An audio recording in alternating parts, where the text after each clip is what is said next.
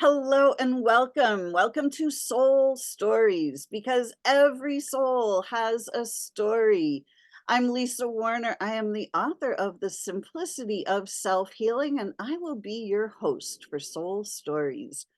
Today, my guest is my good friend, Mascha Weston. Mascha, welcome.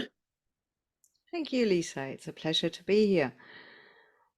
I'm so excited to have you on Soul Stories. You and I have known each other for quite a few years now, and you live in Spain and I live in the United States, so we don't get to see each other all that often, well, actually ever in person.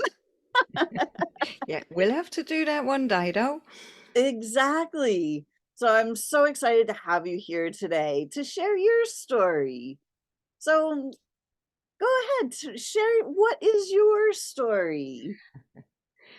Oh my God, there's so many stories. So let's just start at the beginning. You already said I live in Spain, but I wasn't born here. I was born in Germany in a tiny, tiny, tiny village in the middle of nowhere, surrounded by forest.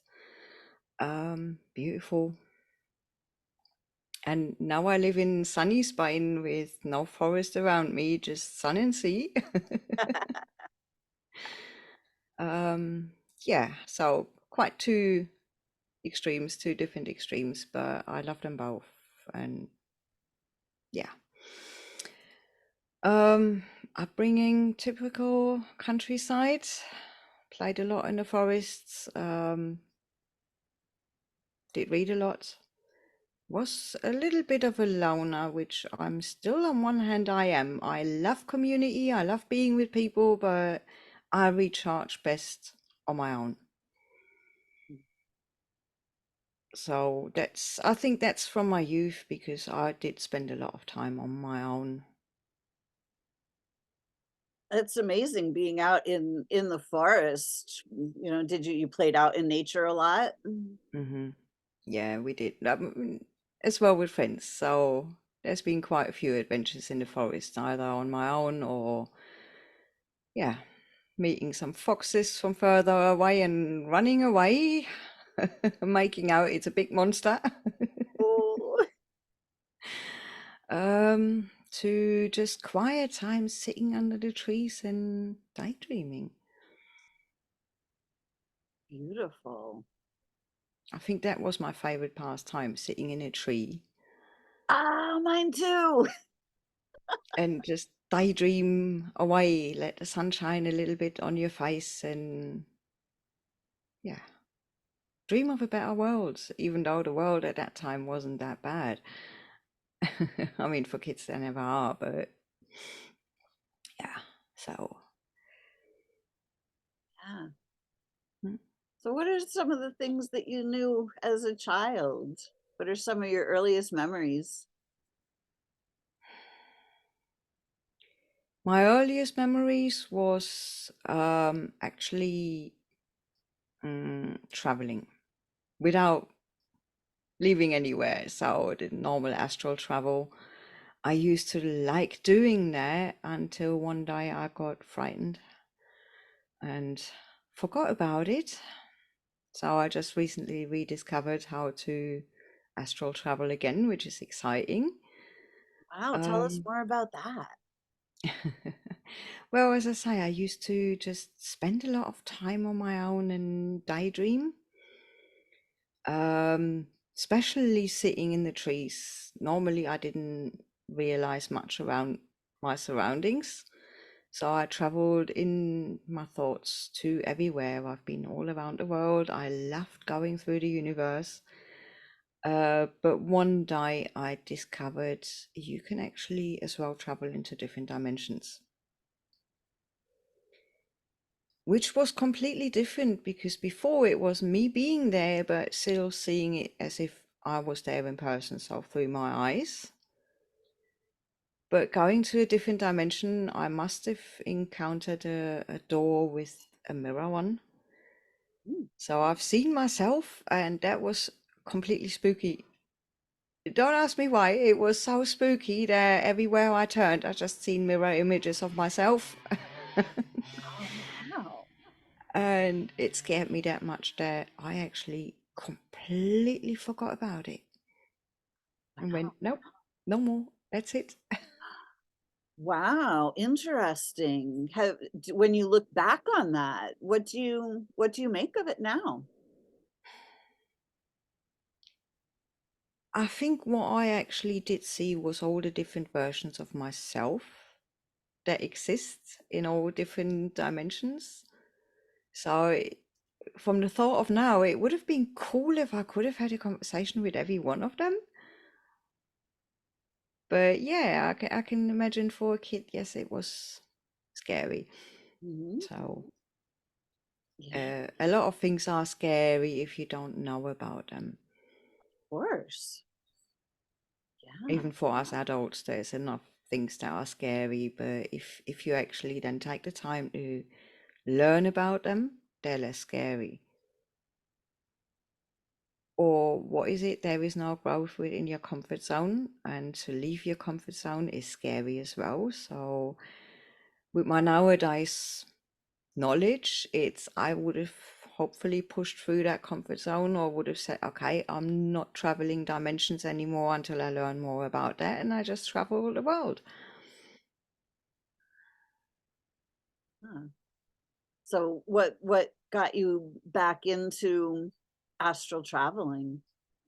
A recent session with a friend of mine where we actually did discover that, and I reconnected with myself at that age, and we made we made it good. So now astral traveling is fun again. Ah, nice. Nice. How old were you when you had that first experience? I think the first one I can remember I was about 3. And then when you had the multidimensional experience, how old were you for that? Probably about 6. Wow. I'm not 100% sure because I've just pushed it so far out of my brain that I didn't remember until we had a session. So, Right?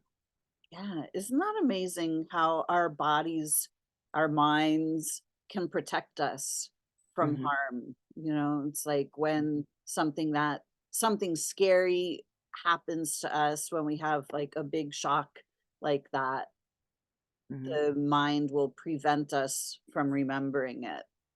And this is a lot about what Alzheimer's is. When mhm. something that's just too much for us happens, it's like, boom, we start to forget because we don't want Yeah, to remember those things. true. And it's the same as well with if we are going through extreme trauma. Yep, Very often our brain tells us it's not happening, exactly. just finds an escape Yep. somehow.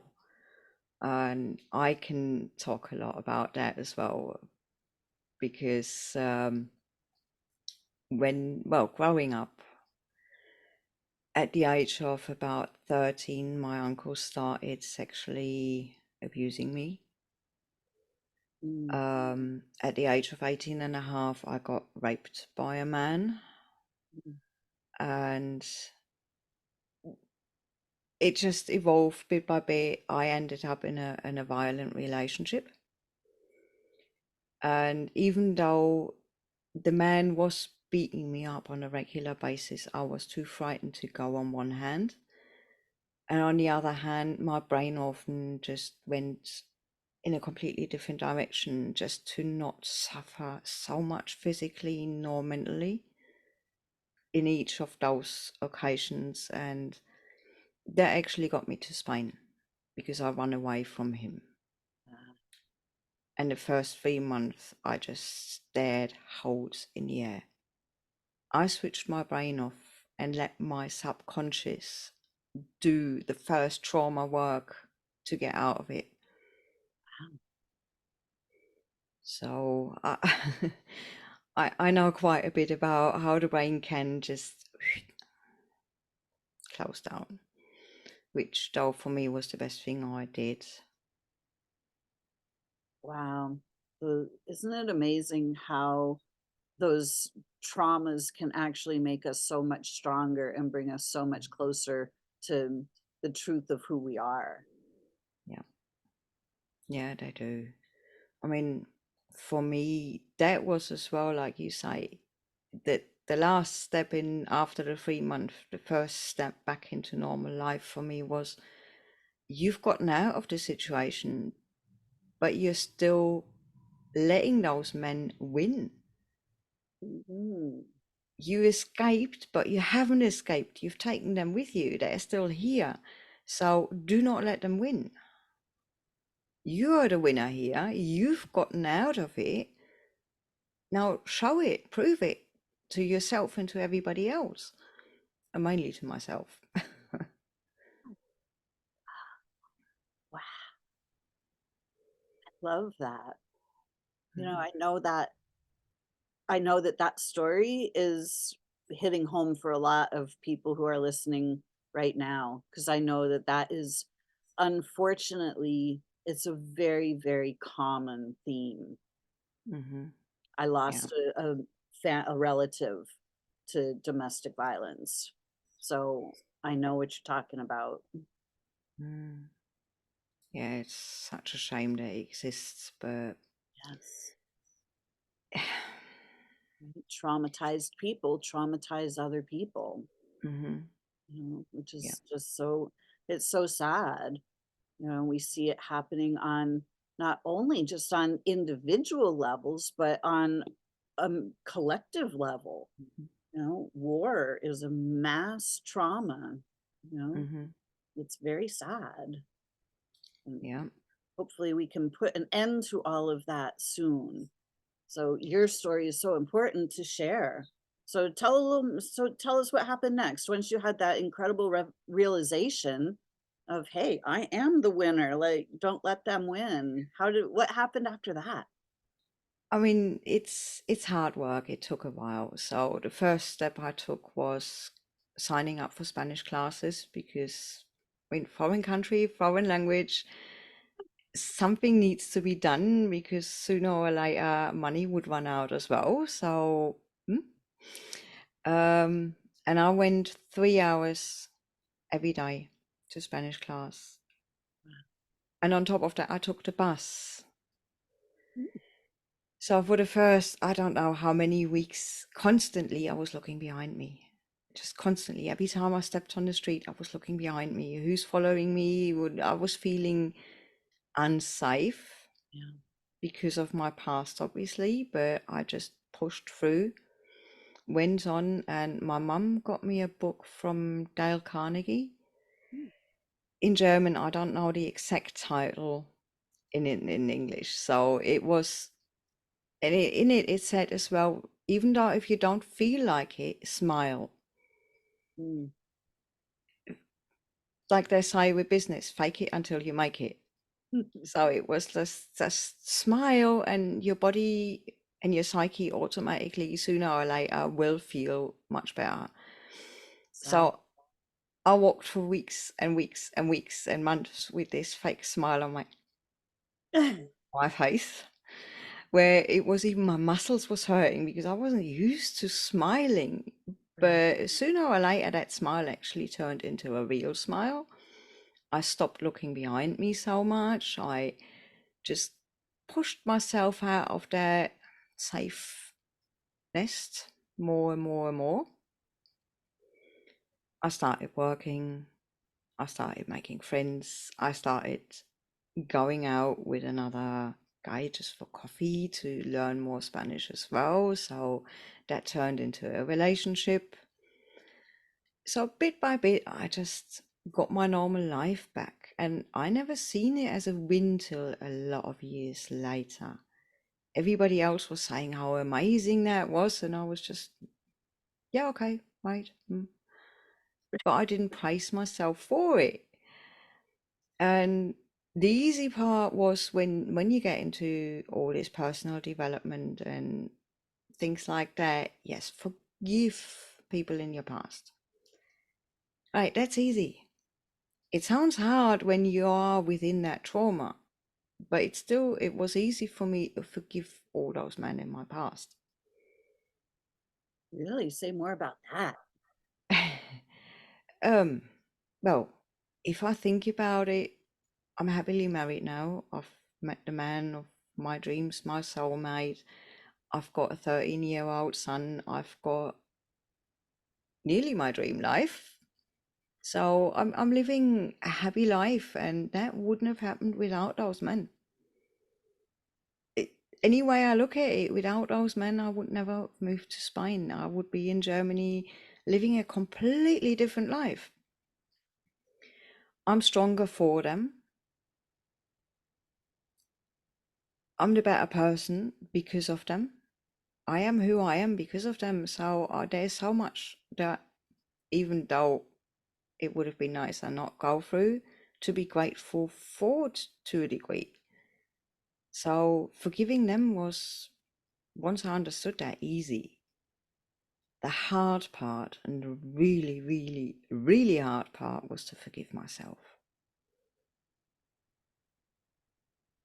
Why did you allow that to happen? Why didn't you do something? Why didn't you put a stop to it straight at the beginning? Why? If everybody would talk to their friends like we talk to ourselves in our head, I don't think nobody would have friends. Right. So I'm no exception there. I was the one as well. You shouldn't have allowed this from the first place. You should have not gotten into this situation. You should have. So forgiving myself for allowing this to happen, that was the hardest. And it was the hardest thing I've ever done in my life. You did it. Hmm. I did. That's amazing. That's such a powerful message. So many people need to hear that. And because we've all done that. We all look Hmm. back and go, oh God, why did I do that? Why didn't I stand up for myself? Why did I let go of my boundaries, or whatever it is? Yeah. And it's the same now as well. If you've said something wrong, or if somebody suffered because you've had a bad day, Mhm. you still got that voice in your head. Oh, how nasty have you been? And so I think really what we've got to work on the most is forgiving ourselves. I think you're right.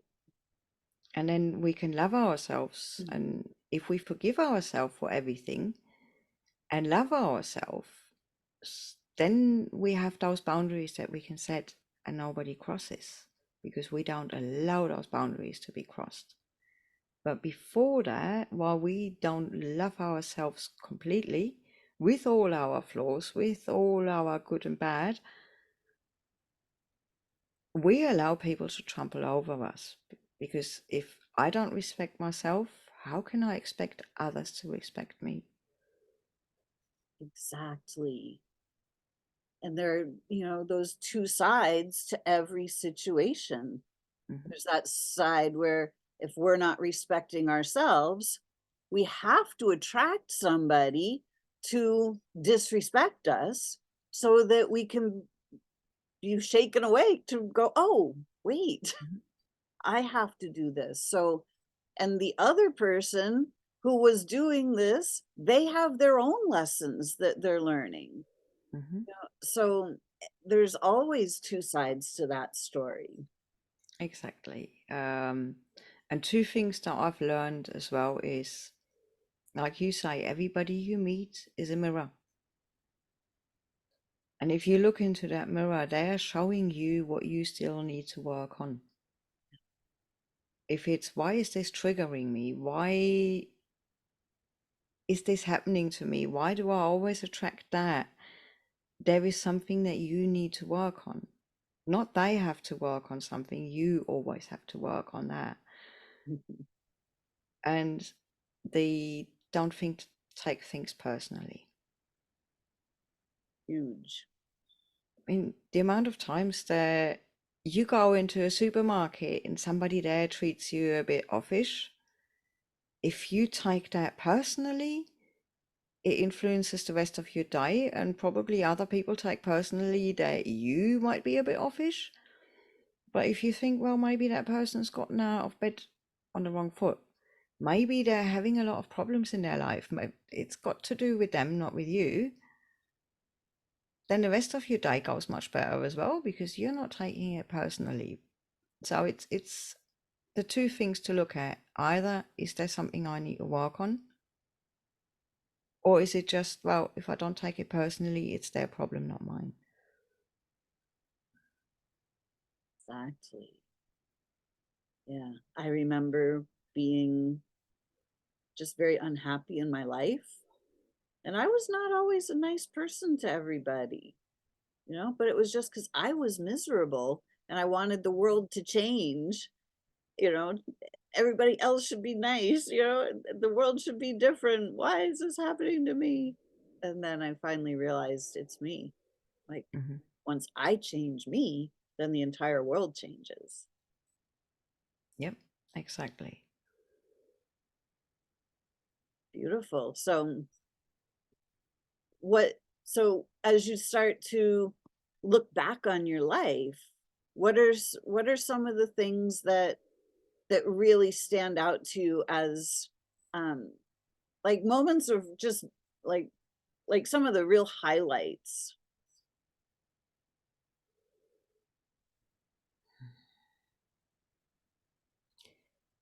Apart from my son being born, Mm, which is a highlight, I think, in every mother's life. sure. um, what I love looking back at and what I would have loved to have had more of was the time I spent with my grandma in her garden. Oh, It's been the only times that my grandma has been herself when we were there. So it was precious bonding time with her. She was teaching me all these different things in the garden, how to grow white asparagus, no. how to look after your garden, how to care for some of the plants. I remember asking her, she used to have a lot of empty beer bottles just stuck in the soil. And it was for a kid like, Grandma, why is there so many empty beer bottles in your garden? And she explained to me it's for the type of mice that live underground. They don't like the sound when the wind blows on the glass bottles. So it keeps them out of your garden. Wow. So, Who knew? All of this incredible lost knowledge, or at least that it's not real common these days anymore. mm-mm. That's so interesting. So if you want to protect the roots of your plants, that is one way to go. Put a few glass bottles. Wow. I love that. I'm gonna Mm. remember that because I got a few little critters in my gardens. Yeah, who hasn't? Although there's always enough for everyone. Exactly. Beautiful. Did your grandma lived in Germany? Did you live close to her? We lived about hour and a half drive away, so it was little a week here on the summer holidays that I spent there, or sometimes we went just for a visit on the weekend. Um, yeah, so but then unfortunately my mum and her mum fell out for a while, so I didn't go as often. No. And yeah, I would have liked to have spent more time there. Yeah. Did you have brothers and sisters growing up? I've got a brother and a sister, but they're both 11 and 12 years older, so I can barely remember them being at home. Oh, wow. It was quite cool though, the older brother. Every time there was trouble out on the streets and my brother was close by, he came stomping along. Has anybody got a problem with my little sister? And I was like, but yeah, it was more like growing up like an only child Wow. because my sister left early, my brother went early as well to study. Universities weren't close by where I lived, so yeah. Wow, are you still close to them today? Hmm. Closer than ever. Oh, that's so nice. And do they still live in Germany? Hmm. Yeah, both. And I know my sister always seen me as the nuisance when I was little. That Really? little annoying thing, and I've got to look after her. I want to go out the weekend, but I've got to look after that little thing, that monster, that princess, that spoiled whatever, as it is with the little ones. But yeah, now she sees me with different eyes, luckily.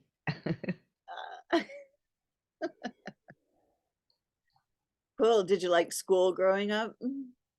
I loved school. I love learning. Yeah. Although school partly was boring because, yeah, for one, you've got to go set hours, you've got to learn set things. You can't do what you want. Everything had to be explained 100 times, where me, after the second time, I already understood everything. So I was there like, can we do something else? Mm. Or I was the one disturbing, talking to others.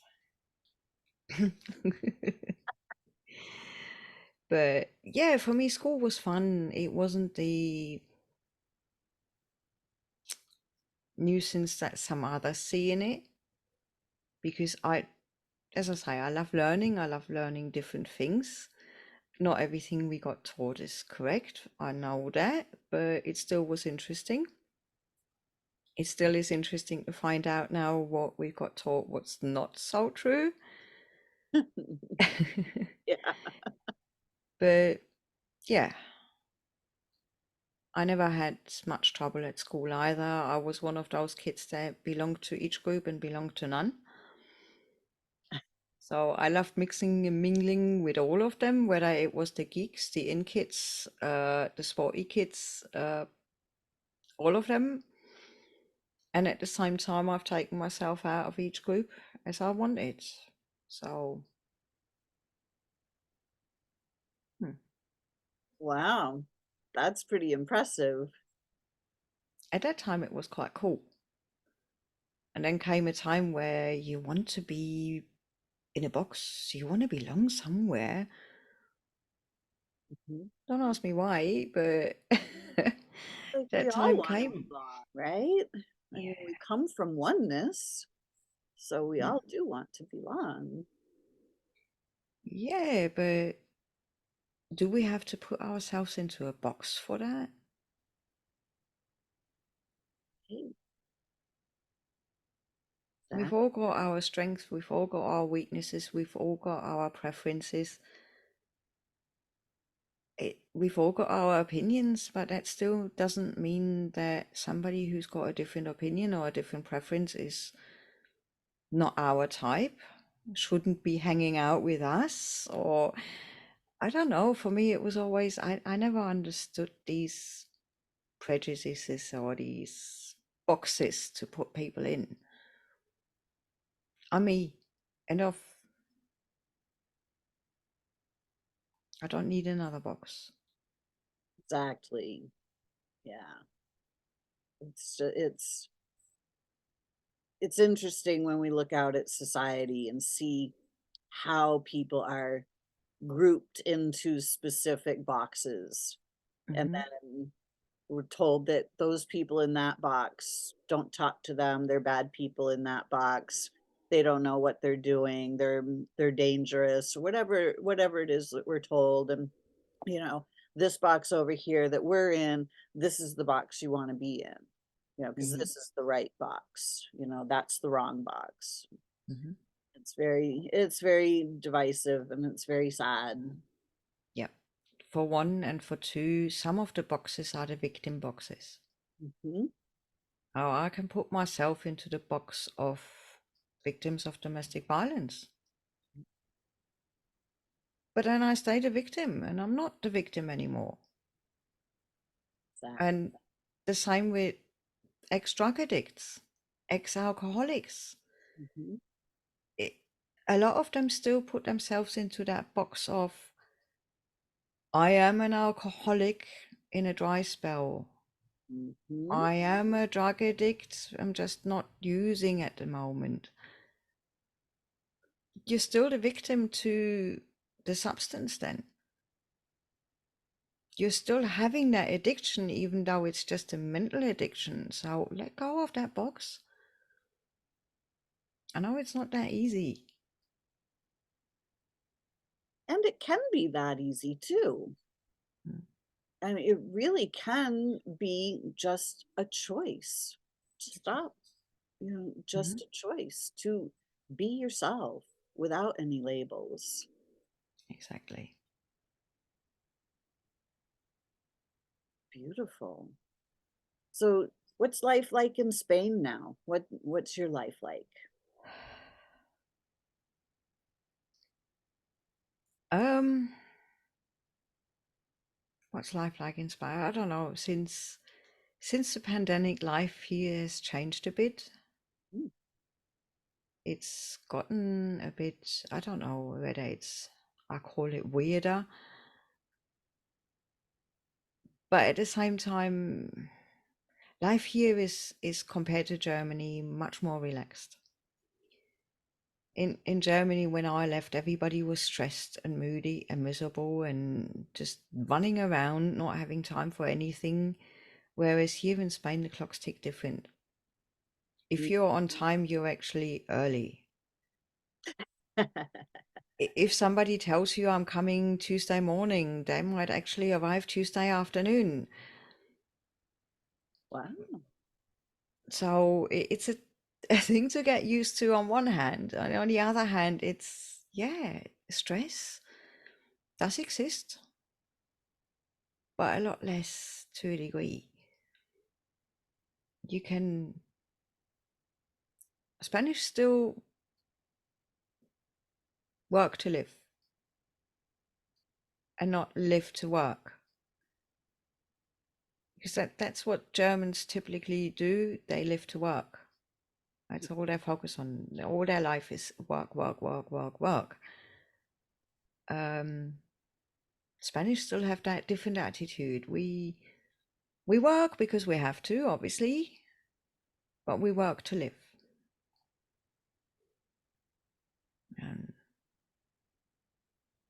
it's a tourist area here, what I like, because you meet all different nationalities.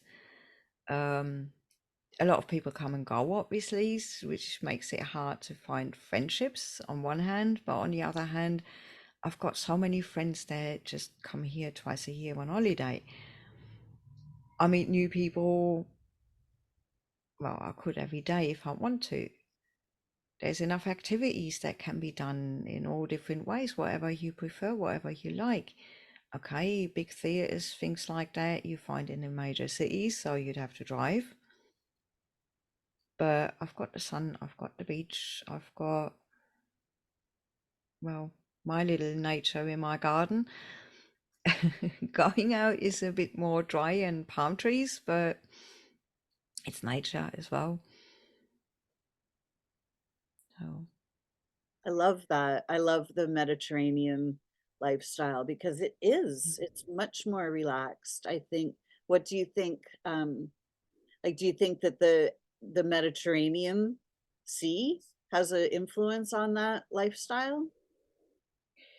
I think more the sun Ah, has a different makes a change because I notice it now more than I did in Germany. In Germany, it was normal in winter, autumn, springtime. Most of the days were moody, Mm. dark, miserable. You left to work in the dark. You came back home in the dark.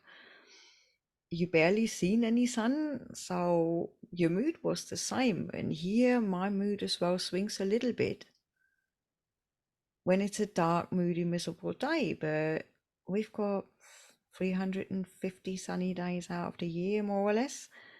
340 maybe, depending on the year. So it's not that bad. And It it does certainly make a does make a difference. difference. Mhm. The sun just puts a smile on your face. It's better for your immune system. It's you feel happier. Yeah, when it's brighter, it's lighter, and like Hmm. both visually and emotionally.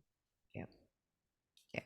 Which I don't mean you can't be happy if you live in a place like Germany. You can, obviously. Yep, You I can live be here. happy We're in anywhere. the northeast of the United States where it gets very gray all winter long. Mhm. I do miss the sun a lot. Although you have what I miss. I miss the snow. I'll send you some. We'll trade. Send me some sun, I'll send you some snow. I mean, a cold, wintry, snowy day with sun glistering over the snow. Isn't that beautiful? Isn't it? It is just gorgeous. So that's another thing that as well can make one happy. It might not be warm, but even here I get cold in winter. I have my winter coat on when the tourists come in their shorts and t-shirt. Right. Yes, I remember traveling in I went to Portugal one time and it was in March and I was in short sleeves and everybody else was in down coats. I was like, what's going on here? It's like Yep. in the upper 60s, low 70s. What's going on? When I first met my husband 16 years ago, he just moved over from England in January. He moved, and we met in March. And he was laughing at me because he was in his t-shirt, shorts, and I was at least at night with my winter coat and long trousers. But now he's the same, so it just takes a bit of getting used to. But it's always wonderful to see. Yep, they are the tourists. In summer you can tell them because they're all red, Yeah, very red, and in winter you can tell them because they're in shorts and t-shirt. I love it. Yeah, so you live in southern Spain along the Mediterranean. Hmm. Yeah, not completely south, but yeah, Yeah, the southern half. yeah, along that Mediterranean. I love that. Mm. And It's yeah, beautiful.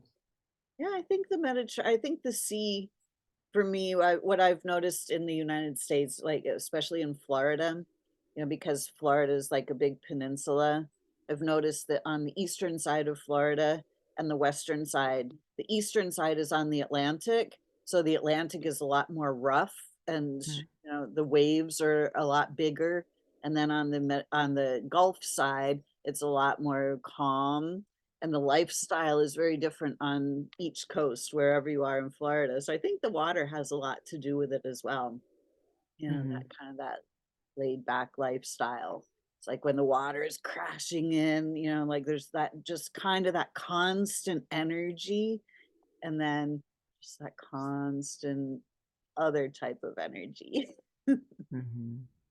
Although I think water in general is just amazing. I love those stormy days by the sea when you can see the waves crashing in. It's beautiful. I love Mm. where I live, we have a lot of lakes and rivers and ponds, and I love that. I love being around the water. Yeah. Calm water is more mine as well, like a lake or a little stream floating along. The sea is beautiful to walk along, it's beautiful to look at.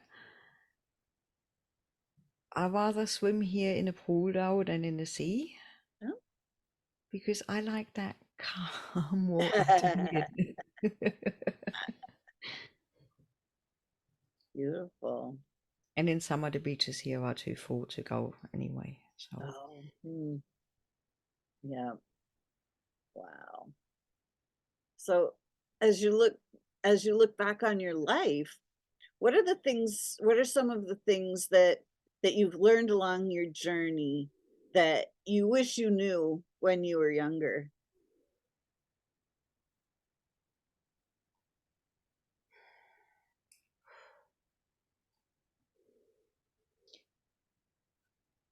I think the main thing that I really wish I would have known when I was younger is how to fully, completely love myself and accept myself.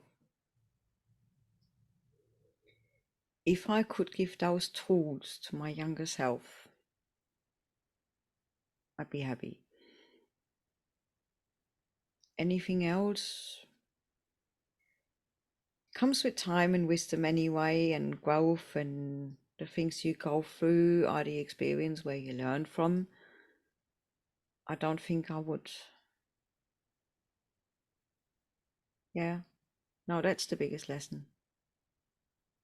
Yeah. Do you have any memories from your childhood that you remember like making a decision and if you could go back now, you would give yourself some advice?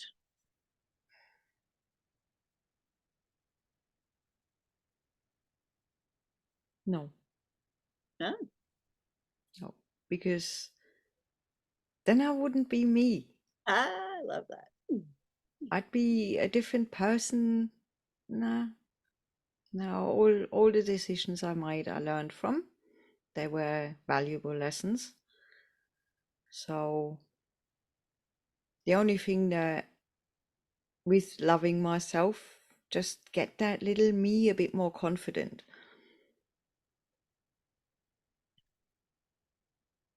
because I lacked a lot of that. I was that quiet, shy,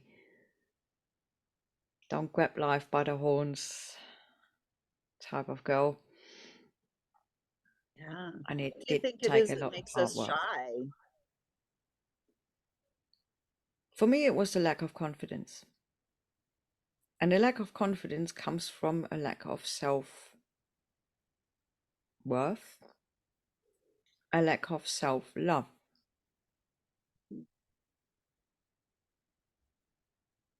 Because if you love yourself and don't need the reassurance of anybody else, you don't need anybody else to love you.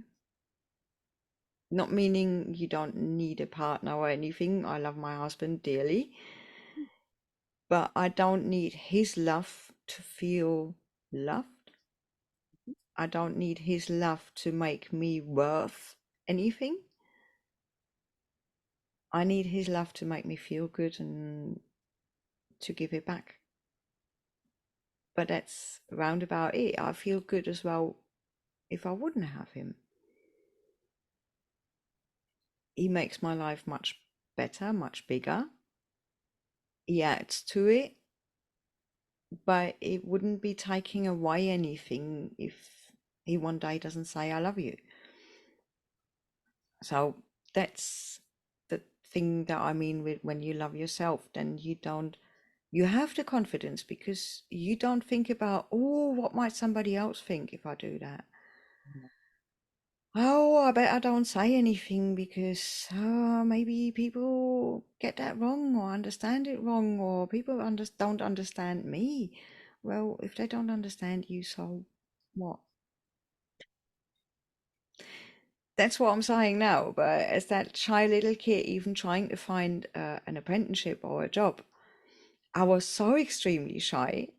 It was always like the person interviewing me was trying to eat me, even though they didn't. I mean, they never would have anyway. And I didn't get the jobs, obviously, because I was too quiet and too shy and too scared.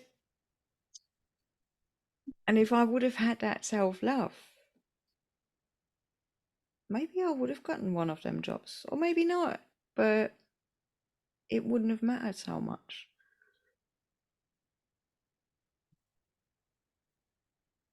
So, do you have any regrets?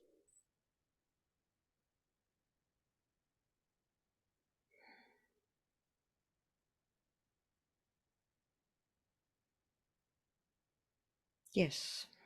Yeah.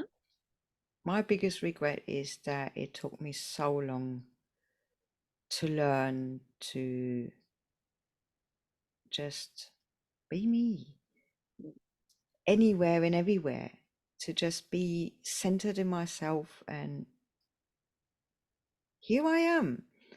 I'm singing karaoke. If you like it or not, I don't care. I'm enjoying myself.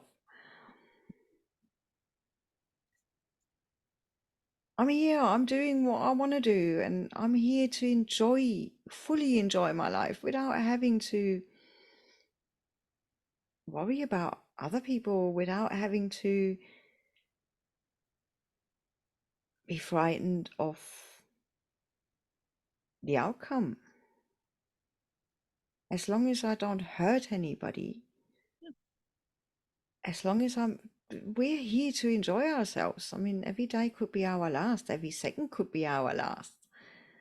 And we don't realize that until we're a certain age, unfortunately. So, yeah. So, why do you think that we as souls incarnate? Why do we come here and put ourselves through these life lessons? To exactly learn that, to learn whatever we've come here to learn either forgiveness, or to learn the self-love, or to learn compassion. Because as our souls, we are not really, our souls themselves don't know what compassion really means. Our souls don't know good and bad. We here learn what is good and what is bad, what is black and what is white in that respect. So that's how we as well learn the compassion. You can't be compassionate with anybody if you've had a brilliant life and never had any problems. How can you show or be compassionate to somebody who's going through a rough time if you never had a rough time? So I think these are the things that we're here to learn, which ones ever we've chosen. Um, Forgiving others, forgiving ourselves, all these lessons to evolve and grow bigger and let our light shine. Absolutely. And we can only do this here on earth, because here on earth we actually forget who we are. We come into this life, we get born and we know nothing. We don't know how to talk, we don't know how to nothing. And remembering bit by bit on who we are, that's part of the journey. But if we wouldn't know it straight from birth, we would not learn the lessons that we're here to learn. And do you think that you've had other incarnations as the soul? Do you think you've had other experiences and adventures before coming into this incarnation? Oh, 100%, yeah. Yeah. I mean, I couldn't tell you with any certainty, but I'm 100% sure one day I got burned as a witch, Mm, because I still got that fear of fire, not fear, but extreme respect for fire. I like fire from a safe distance. mm, yeah. And I've never gotten burned, so I can't say it's from this life. Mm. There's things, yeah, certainly where you can say places look familiar and you've never been before. So there's got to be something. Yeah. Have you ever had a past life memory? Just like something that comes to you and you just absolutely know for sure that, wow. that's something that I experienced in a different body. Not that I could say it for certain. I mean, I had deja vu Mm. Mhm. many times, but that was mainly about, I have it mainly with conversations, Mm. where in the middle of the conversation, my brain goes, hang on, and now somebody's going to say exactly, oh, what they're saying right now. And Yeah, then the next person is going to say, and it's like, hang on, why have I gone through this conversation already? yeah, isn't that But, interesting? What do you think that is? I don't know. It might be that in a different dimension we've gone through that conversation on the day earlier, or it might be just this, what others call a premonition. I mean, time is not so linear. Maybe in your dream you've already traveled to there and was listening into the conversation. Collective consciousness, you've picked it up from there. There's so many different options that could be. Who knows? Mhm. And what do you think is what do you think's the next step after this life as the soul? Like where do we go? What happens next when we're finished with this incarnation? Well, I think then we're going to look back at the lessons we've learned, the lessons we haven't learned, the lessons we want to learn again, and whether we want to come back to Earth or we want to go somewhere else, depending on what lessons we still need to learn, or if we've learned the lessons we wanted to and want to take a break, maybe we're somebody's guardian angel for a while, somebody's spirit guide. It is completely our choice on what we need to develop further. Have we developed enough to take a break? Have we developed enough to say, right, that's it, I stay in the spirit realm? Who knows? Mm. And do you think coming to Earth is just for our own personal development, or do you think there's a reason that we are here on Earth at this time for a collective reason? I think it's both. And it depends. Some of us just come for us, and others have come to assist. Those people that have just come from them for themselves, or assist Earth in general, assist the animals. It's, yeah, it all depends as well on what you've decided before you came here. But we all come here to live this time. So we've all decided to go through the pandemic. We've all decided to go through the things that we've gone through. And we've all decided to stay here and see what's going on, what's going to happen next. We know our souls are excited about it. Whether we are or not is a different thing.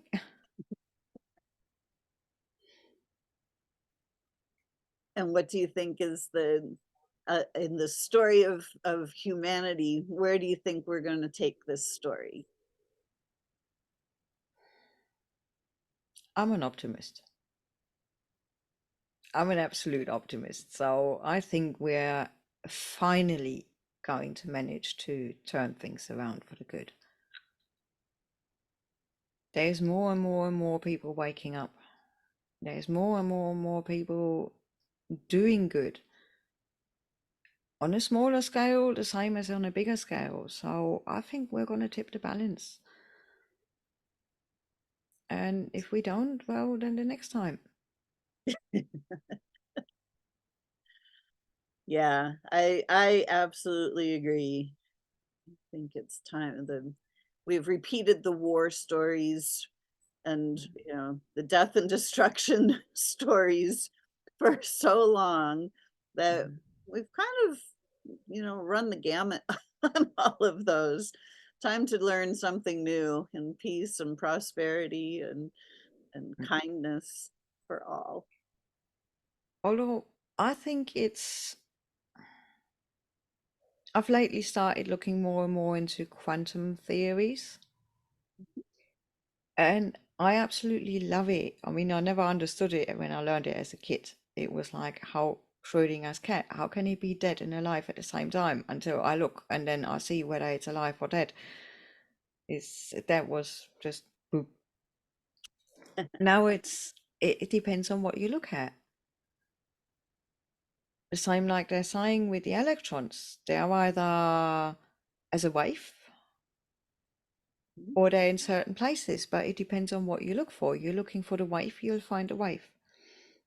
You're looking for it to be just circling around, it will be circling around. And the same counts for me, in my opinion, for the flat earth or round earth. You're looking for evidence that is round, you'll find it. You're looking for evidence that is flat, you'll find it. You're looking for evidence that the world is evil, you will find it.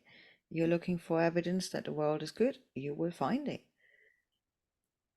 So people that think that the world will continue going downhills into the evil, that might become their reality. Whereas people that think, no, this time we're going to turn it around, that will become our reality.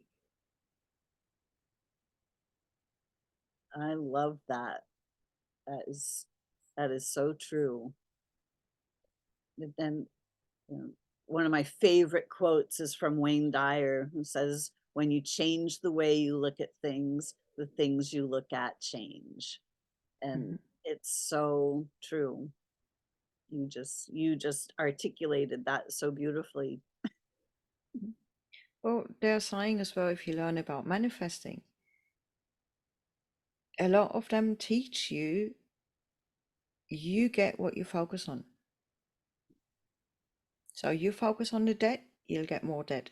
You focus on the negative, you will get more negative. You focus on the positive, you will get more positive. Yes, we all float up and down. We can't be positive all the time. It's normal and natural. It's part of our human experience, but it's in general what you mostly focus on is what you're going to get. That's why my life at the moment is so wonderful, because for years and years and years, I've been just mainly focusing on what's positive in it, what's the good. And look, I find more and more and more and more. Yes, there is still certain things that are not so great, but I don't focus on them. I love that. It's so beautiful. I love all of this wisdom that you are sharing with us today. It's just it's amazing all the wisdom that each one of us possesses.